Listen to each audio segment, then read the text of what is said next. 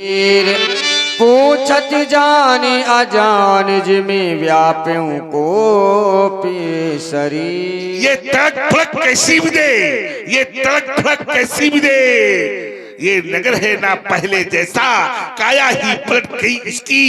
इंद्रपुरी लज्जित होती, लक सज धज आज जनक इसकी।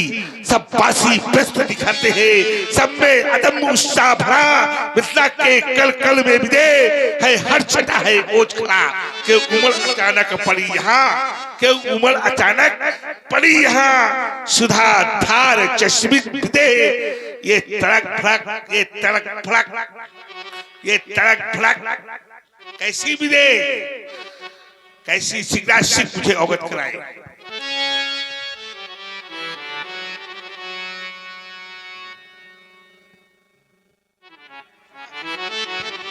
समाचार कई जनक सुनाए, जे कारण मई पे सब आए। दयालु एक बार मैं किसी कार्यवश घर से दूर था। उस समय सीता अपनी सखियों के साथ उस पावन पुनीत मंजुक मंदिर में पहुंच जाती है और उस समय एक ऐसी विस्मयकारी घटना घटित हुई देवता कि सीता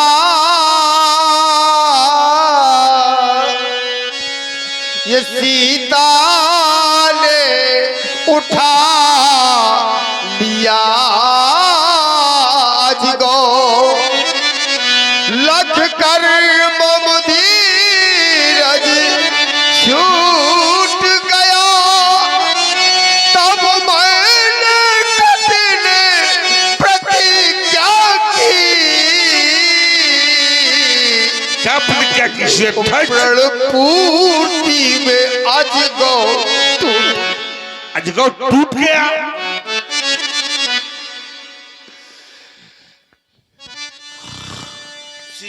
तुमने क्या करवा डाला? भगवान शंकर के धनुष को तुड़वा करके तुमने चाप खंड मही डाले क्यों? क्या तुम्हारे राज्य में 5 गज भूमि नहीं थी जहां पर ध्वज तुम इस अजगौ की इस्मत मछली बनवा करके तुम इसको श्रद्धांजलि समर्पित कर देते? नहीं कर पाए, नहीं कर पाए ध्वज, तुम ऐसा नहीं कर पाए। जब त्रिलोक में केवल एक ही शब्द गूंज रहा था, त्राहि माम त्राहि माम त्राहि माम, मेरी रक्षा करो, मेरी रक्षा करो, मेरी रक्षा करो, तब कोई सामने नहीं आ रहा था। तब भाग कर सारे देवता, सभी देवता जाकर के भगवान ब्रह्मा से प्रार्थना की थी कि भगवान त्रिपुरासुर से कैसे निजात मिलेगी, त्रिपुरासुर का वध कैसे होगा। तब भगवान ब्रह्मा ने सभी देवताओं को बुलाया था कि अगर महात्मा दधिच अपनी अस्थियां दे दे तो उन अस्थियों से जिस आयुध का निर्माण होगा उस आयुध का भगवान शंकर के द्वारा त्रिपुरासुर का वध होगा। अंतोगत्वा सभी देवता ब्रह्मा जी सहित महात्मा दधीच के समीप गए और महात्मा दधीच से कहा, भगवान त्रिलोक की रक्षा के लिए आप अपनी अस्थियां दे दो। तो उस महात्मा ने एक क्षण भी नहीं लगाया था ध्वज, एक क्षण भी नहीं लगाया था। उस महात्मा ने त्रिलोक की रक्षा के लिए क्या किया था? अपने प्राणों को ब्रह्म रंध्र से ब्रह्म में लीन कर लिया था और कहा था, मेरी अस्थियां ले जाओ। अस्थियां भगवान विश्वकर्मा को दी गई। भगवान विश्वकर्मा और शेष टांग की सहायता से 3.5 शस्त्र अस्त्रों का निर्माण हुआ, जिसमें अजगौ, सारंग, गांडीव और वज्र का निर्माण किया गया। अजगौ भगवान शंकर को दिया गया। भगवान शंकर ने अजगौ से क्या त्रिपुरासुर की तीनों पुरियों सहित उसे समाप्त कर दिया और ये तुम्हारे पूर्वज देवराज को भगवान शंकर ने धरोहर के रूप में दिया था। न्यासो अयम तस्य भगवन हस्ते दतो महात्मना। धरोहर के रूप में क्या किसी का अधिकार होता है? धरोहर के रूप में किसी का अधिकार होता है? नहीं होता। तो जब अधिकार नहीं था शिरध्वज, तो तुमने इसको कैसे तोड़वा डाला? कैसे तोड़वा डाला? ये धरोहर को रूप में रखा था। इसलिए अजगो, सबसे पहले मैं अजगो को श्रद्धांजलि समर्पित कर दूं, इसके बाद शिरध्वज मैं तुमसे निपटता हूं। मैया पार्वती द्वारा पोषित अजगो गजानन की क्रीड़ा स्थल, जन्म मानस के मराल, आर्यावत के सुख, रजनी के कंठार, आर्य के शौर्य के शार्दुल, भारतीय कला के अतुलनित, वीरता के परीक्षक, वीर आत्माओं के वीर श्रोमणी, तुम्हारा विक्षोभकारी प्रभो।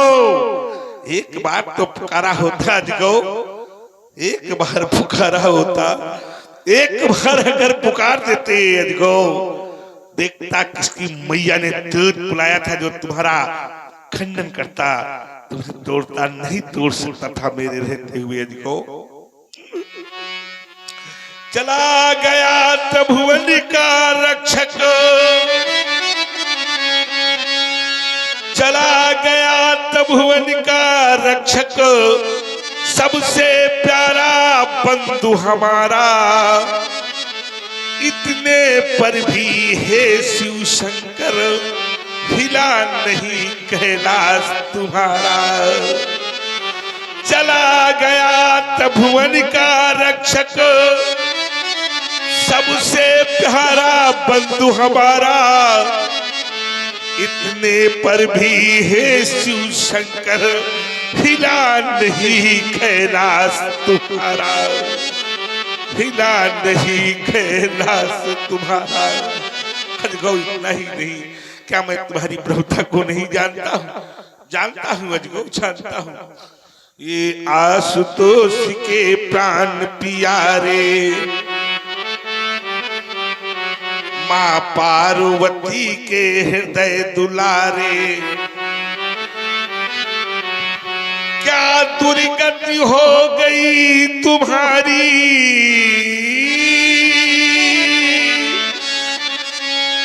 किंतु न तुमने मुझे पुकारा। क्या मुझ पर विश्वास नहीं था? क्या मैं तेरा दास नहीं था? क्या मुझ पर विश्वास नहीं था? क्या मैं तेरा दास नहीं था? तीर तुम्हारे ना रहने की, आंखों में तिनके सा करके, सेवक पुत्र हितैषी घर के, सेवक पुत्र हितैषी घर के, लेने को बदला पहलूंगा। ये शक्ति न कोई, ये शक्ति न कोई रोक सकेगी मेरे उर अंतर की ज्वाला। ये रह रह कर जीवन भर फेंकेगी, पैरी तोड़ खया सक तेरा, पर मैं तेरे पास नहीं था। क्या मैं तेरा दास नहीं था? क्या मैं तेरा दास नहीं था? ये आश्रयहीन असुर जगत में दानवता का तम छाया था।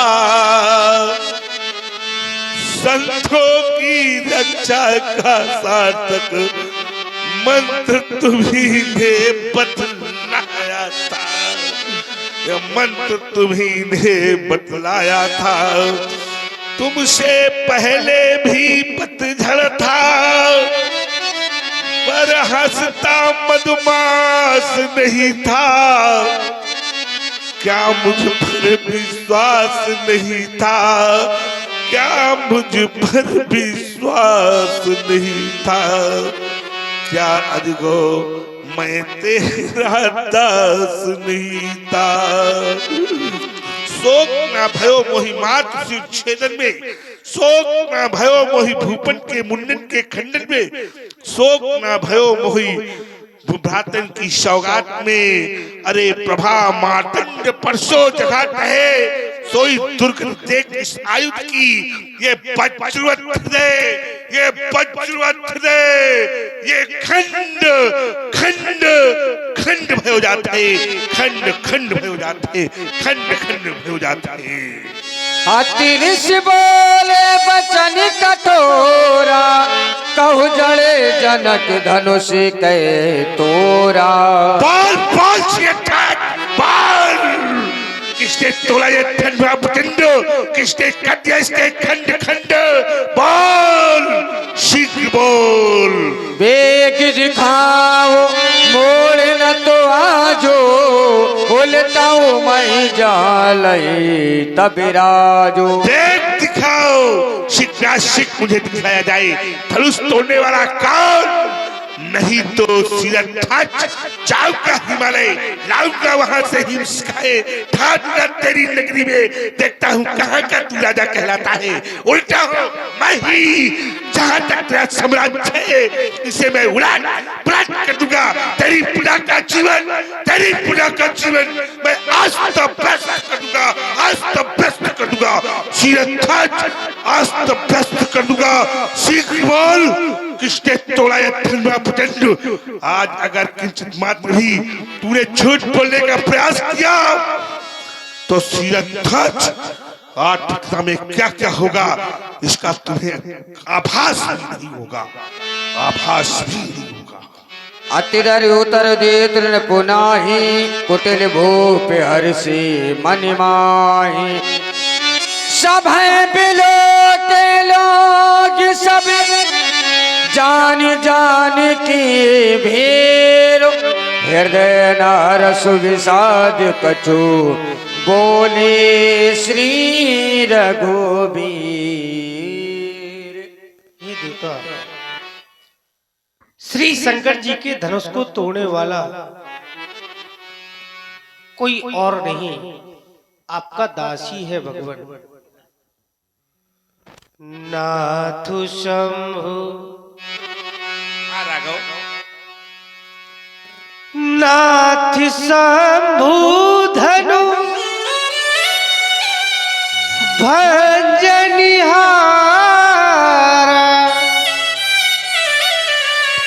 होई है क्यों एक दास तुम्हारा।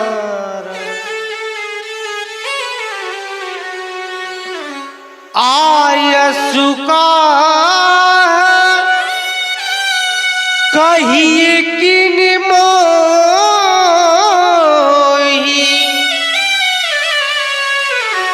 बार बार बिनव मुनि तो कहे भगवान इस दास के लिए कौन सी आज्ञा है। राघव तुम कह रहे हो कि धनुष तोड़ने वाला कोई मेरा दास होगा, और मैं कह रहा हूँ राघव धनुष तोड़ने वाला मेरा दास नहीं हो सकता। क्यों? क्योंकि दास प्रथा ये ब्राह्मणों ने नहीं चलाई, ये दास प्रथा क्षत्रियों के यहाँ हुआ करती है।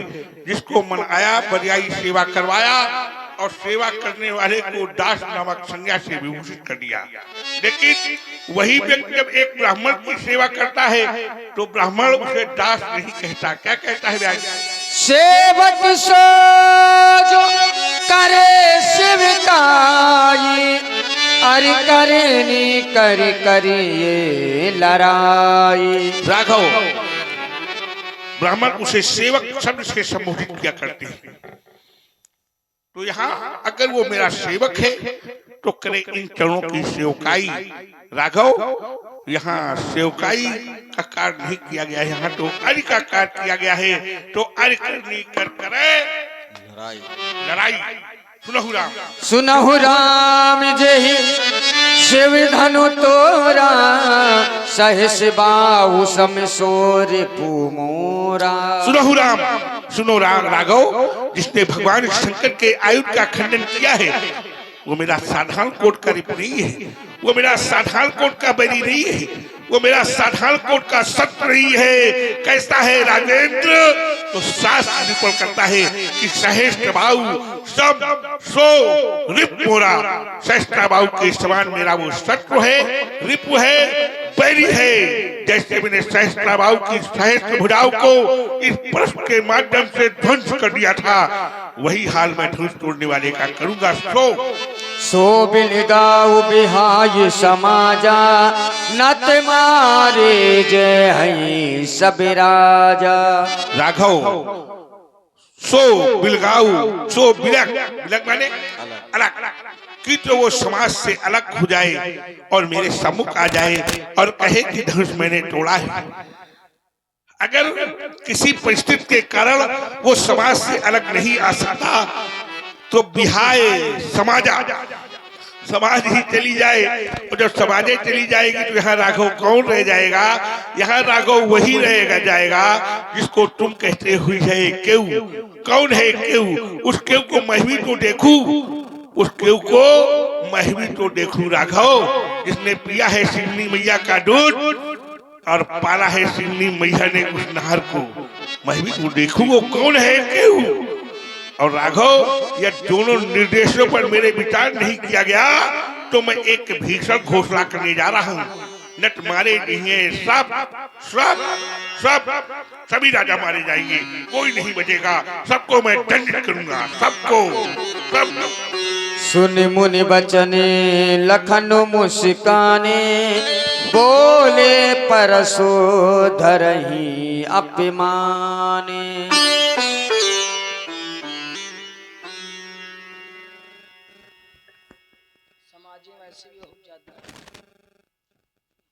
सुना आप लोगों ने धनुष तोड़ने वाले के विरोध में महात्मा परशुराम जी की एक घोषणा हो गई।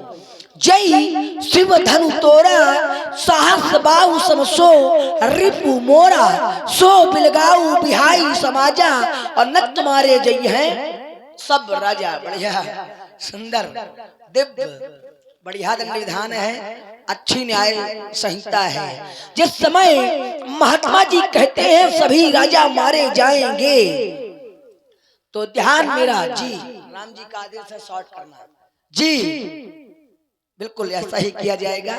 जिस समय आप कहते हैं सभी राजा मारे जाएंगे तो ध्यान मेरा सीधे राजाओं की ओर चला गया। इस सभा अंतर्गत दो प्रकार के राजा हैं। एक राजा है तब सिय देखी भूप अभिलाखे कूर कपूत मूड़ मन माखे उटी उटी पहिर सनाह अभागे और जहां तहां गाल बजावन लागे। कूर कपूत मूड़ भांसी गाल बजाने वाले अर्थात दुष्ट राजा। और एक राजा है साधु भूप बोले सुन बानी राज समाज ही लाज लजानी अर्थात साधु राजा। तो एक है दुष्ट राजा और एक है साधु राजा। और महात्मा जी की घोषणा हो गई है, न तुम्हारे जई हैं सब। विचार करिए, अगर महात्मा परशुराम जी के द्वारा सभी राजा मारे जाएंगे तो सभी राजाओं में साधु प्रवृत्ति के लोग भी आ गए। और जब साधु प्रवृत्ति के लोग भी महात्मा परशुराम जी के द्वारा मारे जाएंगे तो ये न्याय होगा कि अन्याय? यह पाप होगा कि पुण्य? यह धर्म होगा कि अधर्म? और सबसे बड़ी बात तो आपको अवतार कोट में रखा गया है। मीन कमट सूकर नरहरि वामन परशुराम बपुधरी। और अवतार होता किसके लिए है? तो उत्तर मिला परित्राणाय साधूनाम विनाशाय च दुष्कृताम धर्म संस्थापनार्थाय संभवामि युगे युगे। अवतार होता है साधुओं की रक्षा के लिए, दुष्टों के विनाश के लिए। तो आप साधुओं की रक्षा के लिए आए हैं तो साधुओं की रक्षा करो। साधुओं की रक्षा के लिए आए हो, साधुओं की रक्षा नहीं कर रहे हो, ना करो। लेकिन अगर साधुओं की रक्षा नहीं कर सकते तो कम से कम मारो तो ना। और राजा मारे क्यों जाएंगे? क्योंकि धनुष तोड़ने वाला आपको मिल नहीं रहा है। और मिल क्यों नहीं रहा है? इसमें दोष किसी और का नहीं, अपितु आपका है। क्योंकि संसार में 4 प्रकार के लोग होते हैं, विज्ञ, अल्पज्ञ, अज्ञ और प्रज्ञाचक्षु। विज्ञ वो होते हैं कि जैसे मार्ग से किसी यात्री के द्वारा आगे का मार्ग पूछा जाए और उसको उत्तर किया जाए कि अमुक स्थान अमुक जगह पर है, तो वह व्यक्ति केवल बताने से ही पहुंच जाएगा। ये होते हैं विज्ञ। और अल्पज्ञ वो होते हैं कि मार्ग को बताया जाए फिर भी वो पहुंच ना पाए, तो उन्हें आगे तक जाकर के मार्ग दिखाया जाए तो वो मार्ग में पहुंच जाएंगे। और अज्ञ वह होते हैं कि जिनको मार्ग बताया जाए फिर भी उन्हें समझ में ना आए, तो मार्ग तक पहुंचा करके उन्हें बताया जाए तो वो मार्ग में पहुंच जाएंगे। ये होते हैं अज्ञ। और चतुर्थ है प्रज्ञाचक्षु। और प्रज्ञाचक्षु वो होते हैं कि मार्ग पूछा जाए, उत्तर किया जाए, फिर भी समझ में ना आए तो उन्हें उस गंतव्य तक लेकर के जाया जाए, दिखाया जाए, बताया जाए और कहा जाए कि अमुक स्थान है, फिर भी वो ना पहुंच पाए, तो ये होते हैं प्रज्ञाचक्षु।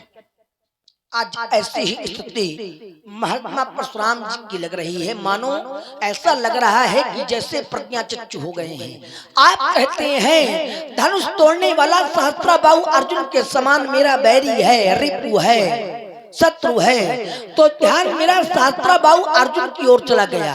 सहस्त्राबाहु अर्जुन अत्याचारी था, पापाचारी था, दुष्ट था, कलंकी था। लेकिन क्या धनुष तोड़ने वाला अत्याचारी है? क्या धनुष तोड़ने वाला पापाचारी है? क्या धनुष तोड़ने वाला अनाचारी है? उत्तर मिला नहीं।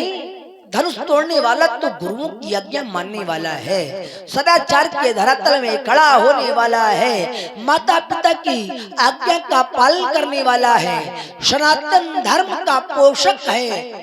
फिर समानता कैसे? चल करके महात्मा जी से मिला जाए। महात्मा जी प्रणाम। कुल समेत स्वर्ग में जाओ। स्वर्ग में जाने की आवश्यकता हमें नहीं है, क्योंकि जिस स्थान में हम रहते हैं उस स्थान को अयोध्या के नाम से जानते हैं और हमारे लिए अयोध्या स्वर्ग से भी बढ़कर के है। बड़ा क्रोध कर रहे हैं, क्या कारण है? भगवान शंकर का धनुष टूट गया। टूट जाने दो। धनुष के टूटने पर इतना क्रोध?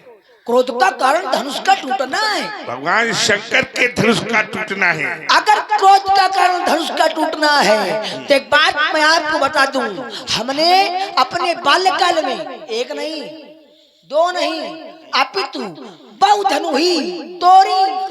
कब? लड़काई। हमने खेल खेल में बचपने में एक नहीं, दो नहीं, बहुत सी धनुषा तोड़ डाली। और जब बहुत तोड़ी थी तब आपके दर्शन नहीं हुए थे, और आज एक टूटा है। दर्शन की बात छोड़ो, ये भयंकर वाला प्रदर्शन इसको बंद करो और प्रिय दर्शन करो। बहु धनु ही तोरी लड़काई कबहू न असृष्टीन गोसाई। और अगर आप आज ऐसा क्रोध कर रहे हैं तो क्या ममता? और अगर ममता है तो यही धनु पर ममता कई हेतु धनुष पर मत्व का कारण क्या है, हेतु क्या है, जानना चाहता हूँ। पूछपाठ, प्रातः स्मरणी, श्रद्धे, वरेण्य, स्तुत्य, प्रणम्य, तपोनिष्ठ, ब्रह्मनिष्ठ, स्वामी जी, पंडित जी, ब्राह्मण देवता, श्री श्री 1008 अखंडानंदन बोधमय। शब्दों को चुनाव में गड़बड़ी तो नहीं? गड़बड़ नहीं है। मिर्ची बहुत तीखी है। मिर्ची खाइए। मिर्ची जितनी छोटी होती है कभी कभी उतनी ही वो तीखी होती है। मिर्ची है बहुत छोटी, देखने में कितनी छोटी है और तीखी बहुत है तीखी। तो मिर्ची भी देख कर खाना चाहिए, ज्यादा तीखी तो नहीं खाना है। ठीक है, ये ज्यादा तीखी है, लेकिन अगर नहीं खाना है तो उसे नहीं खा पाते, उसे तोड़ के फेंक देना है। न रहेगी बांस और न बाजेगी बांसुरी है। जैसे शेष से विष फन भरे, शेष विष फन भरे तऊ न करे आतंक, अब बिच्छू थोड़े जहर में फिरे उठाए डंक, अधगर गगरी छलकर जाए, अधगर गगरी छलकर जाए। जो पानी की आधे जल से भरी हुई गगरी होती है उसे जब लेकर चलो तो छलकती है, लेकिन जो पूरी भरी होती है वो छलकती नहीं है।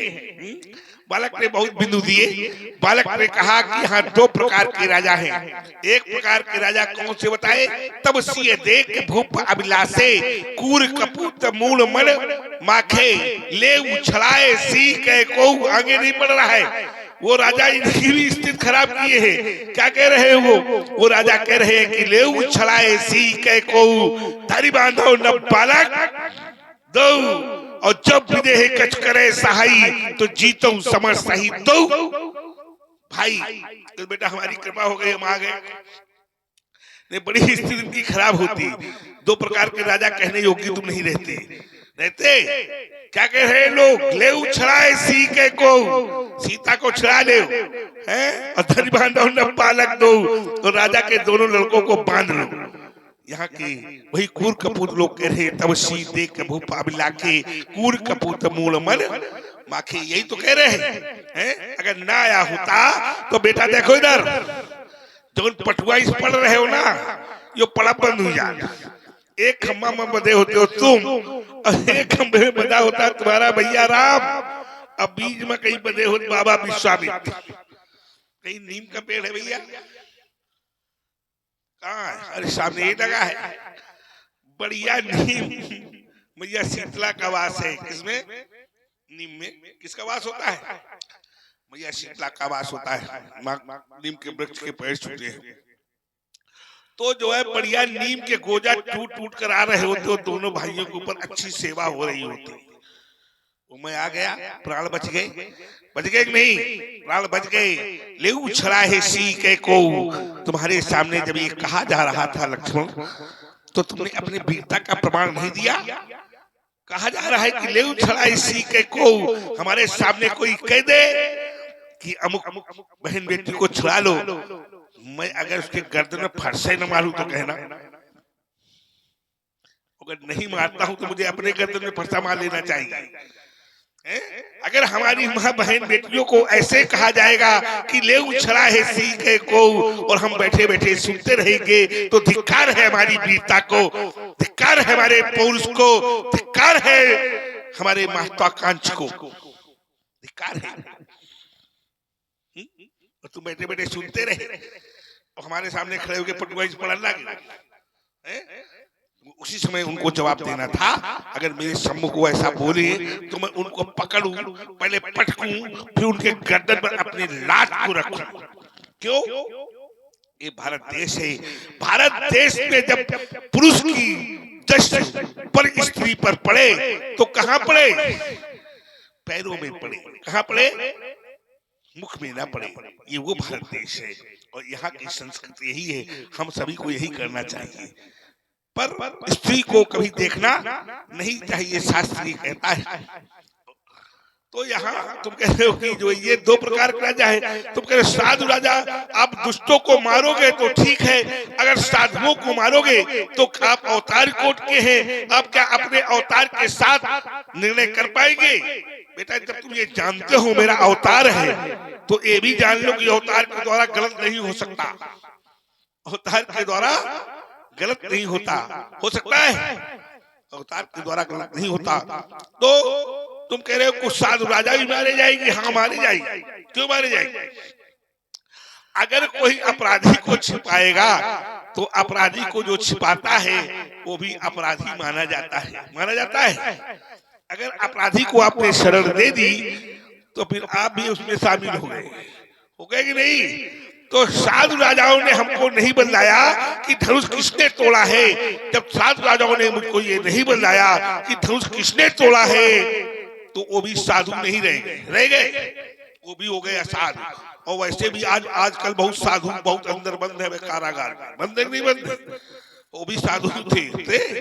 तो साधु और असाधु की भी ठीक से परिचय कर लेना चाहिए। अगर वो साधु थे तो हमारे पक्ष में रहते, हमें आकर बतला देते कि परशुराम जी क्रोध करने की आवश्यकता नहीं है, धनुष अमुक ने तोड़ा है, धनुष अमुक ने तोड़ा है, ला सकते थे, लेकिन उन्होंने नहीं बतलाया।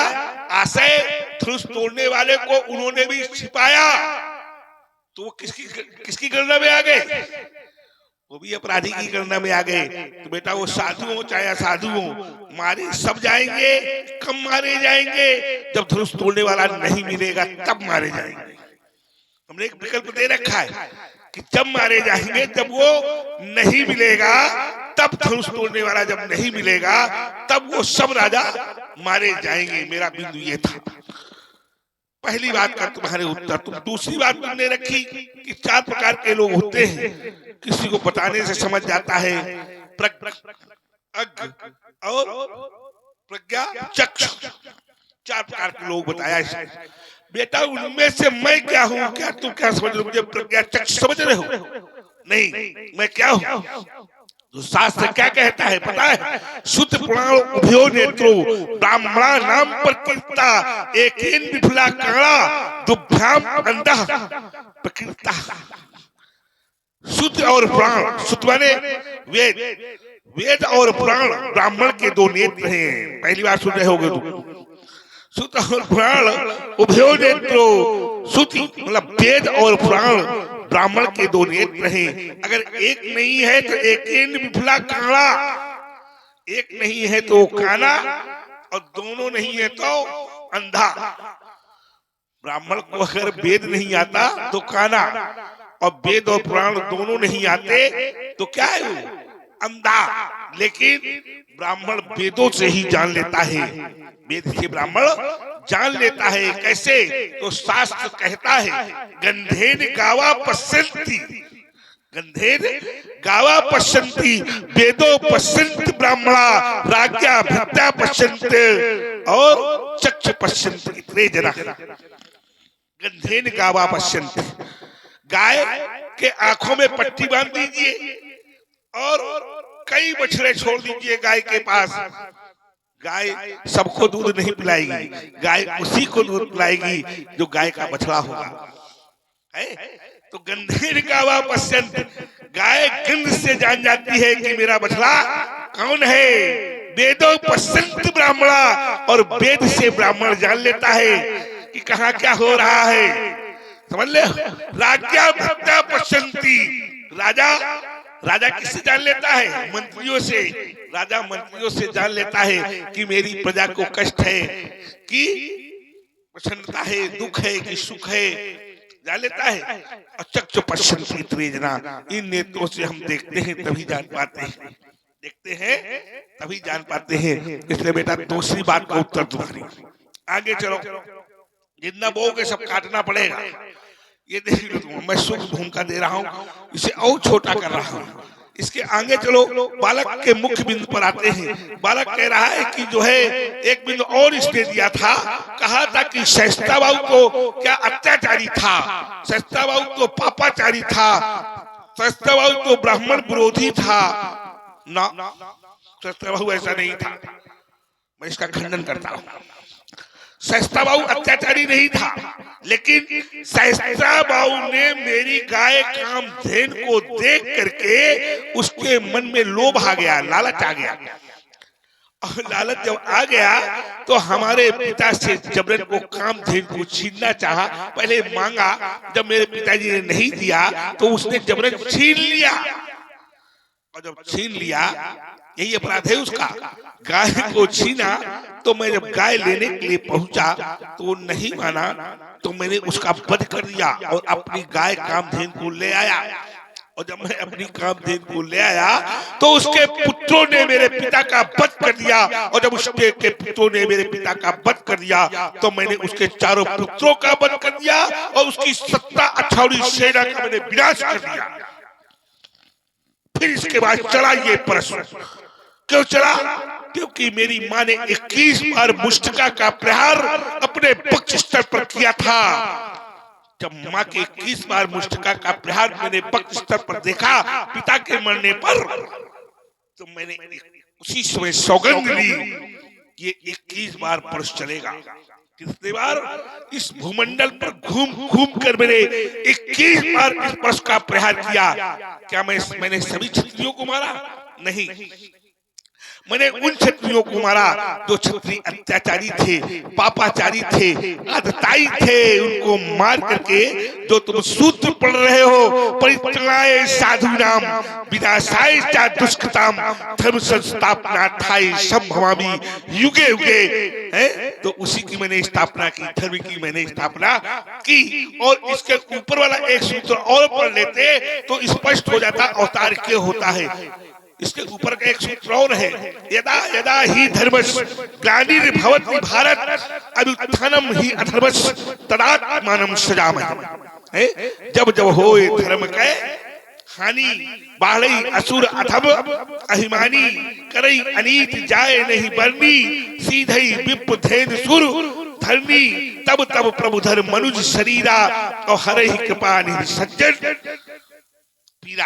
इसलिए अवतार होता है बेटा, है? आगे चलो। तुमने कहा बहुत धनुष तोरी लड़काई, बहुत बातें तुमने रखी हैं। अगर मैंने सबका उत्तर देना प्रारंभ किया तो आज का प्रातः काल छोड़ो, ये कल का प्रातः काल शुरू हो जाएगा। इसलिए मैं सूक्ष्म कर रहा हूँ। और देखिए, तुमने कहा कि बहुत धनुष तोरी लड़काई, कबहू न अश्रिस की गुसाई। मैंने बाल्यावस्था में लड़काई में बहुत सारे धनुषों का खंडन किया। लड़काई भैया कितने वर्ष की होती है? तो शास्त्र कहता है लड़काई 5 वर्ष की होती है। कितने वर्ष की? अच्छा भैया, 5 वर्ष का बालक अपने कपड़े उतार डाले, मिट्टी में लेट जाए, और मिट्टी में सड़ा हुआ बालक अपने पिता के समीप पहुंचे, और पिता के समीप जब पहुंचे तो क्या पिताजी उसे मारेंगे? नहीं मारेंगे। क्यों? क्योंकि बालक अबोध है, बालक को ज्ञान नहीं है क्या करना चाहिए क्या नहीं करना चाहिए। पिताजी कितने अच्छे कपड़े पहने हो, बालक के मिट्टी को झड़िया देंगे और उठाकर अपनी गोद में बैठा लेंगे। लेकिन वो आए बालक इतना बड़ा हुई जाए, वही बालक इतना बड़ा हुई जाए और भैया सब कपड़ा उछाल डाले और मिट्टी में लेट जाए, और पिताजी के पास पहुंचे। पिताजी क्या करेंगे? आरती उतारेंगे, इसकी क्या करेंगे? इसको दंड देंगे। तो बेटा अब आदतों में परिवर्तन करो, जो तुम लड़काई में करते रहे हो क्या अब भी करोगे? अब तो ना करो। लड़काई में बालक धनुष बनाता है, धनुष तोड़ देता है। धनुष कितने प्रकार के होते हैं? धनुष होते हैं 3 प्रकार के, जिसमें एक का नाम है क्या? मानवीय धनुष, एक का नाम है दैवी धनुष, एक का नाम है चाप अभ्यास। चाप अभ्यास वाला काम करते हैं बालक, धनुष बनाते हैं और उसे तोड़ देते हैं। लेकिन अगर इसी प्रकार से अस्त्र शस्त्रों को तोड़ा गया या समाप्त किया गया तो देश की सीमाओं का क्या होगा? देश की सीमाओं का क्या होगा? अधिकों जैसा धनुष टूट गया, देश की सीमाओं का क्या होगा? खतरे में पड़ेगी नहीं पड़ेगी। इसलिए बेटा सब काम सोच समझ कर करो। अब लड़काई वाले काम ना करो। तुम कह रहे हो बहुत धनुष तोड़ी लड़काई, मैंने बाल्यावस्था में बहुत सारे धनुषों का खंडन किया, तब आपने क्रोध नहीं किया। कहूं ना अश्रिस कीन गुसाई, तो बेटा मैं क्रोध करता नहीं हूँ, इसको समझो। मैं क्रोध नहीं करता। जो तुम कह रहे थे मीन कमट सुकन नरहरी 52 परशुराम बबधरी, ये तुम्हारा वाक्य है। तो जो मेरा अवतार है, अवतार 4 प्रकार के होते हैं, अंशावतार, अंशंसा अवतार, पूर्णा अवतार और आवेशा अवतार। उसमें से आवेशा अवतार है मेरा। कौन सा अवतार है? आवेशा अवतार है। आवेश मैंने क्रोध का अवतार है मेरा। और जब क्रोध का मेरा अवतार ही है तो मैं क्रोध करता नहीं, मेरा क्रोध का अवतार है। कई धन पर ममता के हेतु तुम कह रहे धन पर इतनी ममता के हुए, तो बेटा मैं ममता नहीं करता। अगर मैं ममता करता तो मैं अपनी माता का बल, सीधा सीधा उत्तर है तुम्हारा, हैं? अगर मैं ममता करता तो मैं अपनी माता का शीश नहीं काट देता। अगर मैं ममता करता तो मैं अपने चारों भाइयों का वध नहीं कर देता। इसलिए मेरे जीवन में ममता है नहीं। इसलिए बेटा सोच समझ के बोलो। रस रस सूख सहित सर पानी, ममता त्याग करे जीवी ज्ञानी। और ममता करना भी है तो पार लौकिक करना है, लौकिक नहीं। ममता करना है तो भगवान के चरणों के प्रति करना है, संसारिक वस्तुओं के प्रति नहीं। ठीक है, इसलिए बेटा बोलत तू ही न संहार रे न बालक काल बस, बोलत तू ही न संहार और धनु ही समत पुरार धनु विधि सकल संसार। बेटे राजा के लड़के, राजा के छोकरे, इधर देख, तो संभाल कर नहीं बोलता क्या बोलना है क्या नहीं बोलना है, जो मनाया सब बोलना है। इसलिए सोच समझ कर बोल, है बोल कितना बोलना है। कहाँ तेरी थेरी थे छोटी छोटी सी धनुया, अब कहा भगवान शंकर का इतना विशाल धनुष दोनों को संभल ला रहा है। सोच समझ कर बोल, बोल कितना बोलना है, बोल कितना बोलना है। बोलने के प्रथम सोचो क्या तनिक टिक पाओगे। यदि बोलने का मन बनाया तो आज मुंह की खाओगे। मैं तुम्हें ललकारता हूँ, मैं तुम्हें ललकारता हूँ। मुंह खोल कितना खोलना है, ईंट के जवाब तू पत्थर से पाएगा। बोल कितना बोलना है, मुंह खोल कितना खोलना है। व्यर्थ के अपवाद बकबक तू नहीं फूला समाता, और विश्व के नरकहरी को, विश्व के नरकहरी को लखन तू ये आंखें दिखाता। तौल ले मम शक्ति को, तौल ले मम शक्ति को, जो कुछ तुझे तौलना है। बोल बोल बोल कितना बोलना है, मुंह खोल कितना खोलना है। जब कहूं बोल तो बोल, और जब कहूं चुप तो चुप।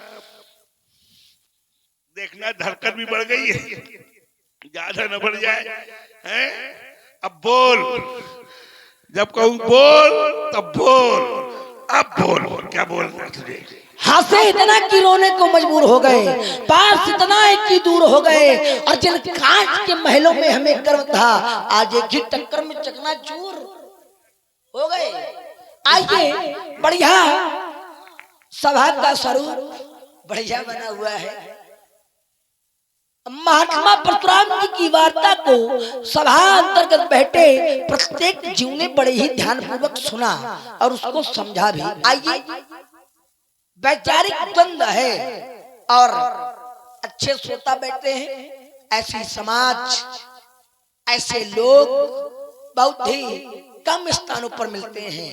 मानसकार ने भी जब रचना की तो वक्ता से पहले ऐसे श्रोताओं का दर्शन किया। ऐसे देख रहे हो ना, ऐसे श्रोताओं का, वक्ता का नाम नहीं लिखा, पहले श्रोता का लिखा। श्रोता, वक्ता, ज्ञान निधि, कथा राम के गूढ़। तो पहले श्रोता, फिर वक्ता, फिर है राम कथा। और ईमानदारी से बताएं, वक्ता कितना भी अच्छा हो, कितनी भी बढ़िया बात बोले, कितना भी वेदांत बोले, अगर श्रोता नहीं है तो फिर वक्ता के 4 घंटे के वक्तव्य का कोई महत्व नहीं रह जाता है। तभी राम जी का आदेश है कि 60 मिनट करना है। आइए, मैं आपकी सारी बातों को देख ले रहा हूँ और अच्छी बात है कि आपकी पहुंच ठीक ठीक है। आप बिल्कुल चोट पर चोट कर रहे हैं और यही होना चाहिए। बहुत से लोगों तो पता ही नहीं है कि विषय क्या है, चोट कहाँ करनी है, किस धरातल पर हमें उत्तर करना है। आइए, मैंने कहा था यहाँ पर 2 प्रकार के राजा हैं, एक है दुष्ट राजा और एक है साधु राजा। और महात्मा जी की घोषणा हो गई है न तुम्हारे जय हैं सब राजा। तो मैंने कहा कि अगर सभी राजा मारे जाएंगे तो सभी राजाओं में साधु प्रवृत्ति के लोग भी आ गए, और अगर साधु प्रवृत्ति के लोग मारे जाएंगे तो ईमानदारी से बताओ भैया, अगर साधु प्रवृत्ति के लोग मारे जाएं तो ये उचित होगा कि अनुचित? न्याय होगा कि अन्याय? क्या होगा? जोर से बोलो, दबाव माने होगा परशुराम जी? अन्याय होगा ना? बताओ, आप लोग समझ गए, ये नहीं समझ पा रहे हैं। ये समझ गए हैं ज्यादा, इतने तो समझाना है। नहीं समझ गए हैं। हमने एक बिंदु दिया था, अगर वो कौन साधु भी अपराधी को छिपाता है तो वो किस संख्या में आता है? आइए, मैं वहीं पर आ रहा हूँ, बीच में न बोलो, जितना बोया है उतना काटो। तो तुम्हारा काटूंगा भी मैं और मारूंगा भी, तुम परेशान ना हो। अभी तो पनियामा नहीं आई है। अरे तो यहाँ नहीं चिंता है, चाहे रात 9 बजे तलवार, एक हमारे 2 मर जाए और तीसरे खौफ खाए। करिया के आगे दिया न बरी वाला, करिया के आगे दिया जरे ना। आइए, करिया होगा, मैं करिया हो। अब रुक जाइए, अपने क्रम में बोलिएगा, मैं सारी बातों को देखे रहा हूँ आपकी। तो जो साधु प्रवृत्ति के लोग हैं, अगर वो मारे जाएंगे तो उचित होगा कि अनुचित? हमारी बात देती है। तो आपने कहा कि साधु और दुष्ट का ज्ञान न दो, क्योंकि मैं